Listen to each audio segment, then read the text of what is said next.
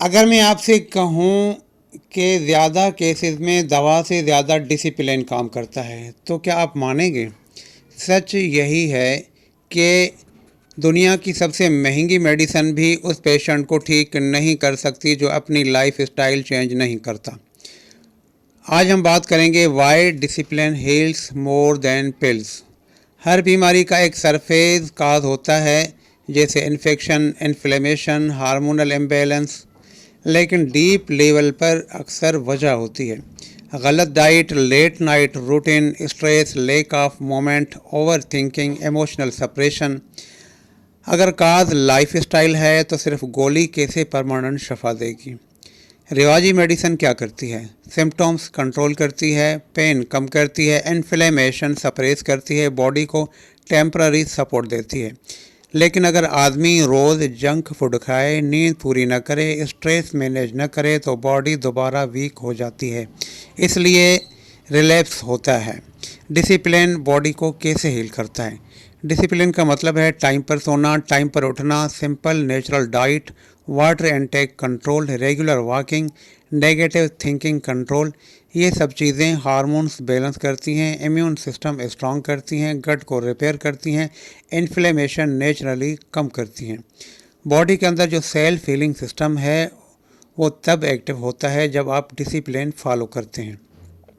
Research ये prove करती है कि डायबिटीज़ का कंट्रोल 70% लाइफ स्टाइल से होता है। हाई बीपी का मेजर कंट्रोल रूटीन और वेट से होता है।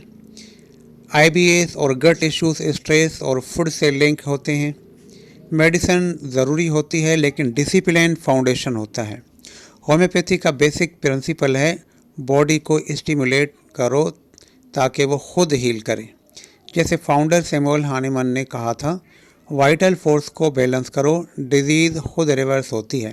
अगर पेशेंट रूटीन फॉलो न करे, डाइट कंट्रोल न करे तो रेमेडी का एक्शन स्लो हो जाता है। इसलिए मैं हमेशा कहता हूँ मेडिसिन 30% है और डिसिप्लिन 70% है। रियल हीलिंग टाइम, अगर पेशेंट डिसिप्लिन्ड हो, 1-2 वीक्स में एनर्जी इम्प्रूव होती है, 1 मंथ में नोटिसेबल चेंज, 3 मंथ्स में मेजर इंटरनल शिफ्ट, 6 मंथ में क्रॉनिक केसेस में क्लियर डिफरेंस हो जाता है।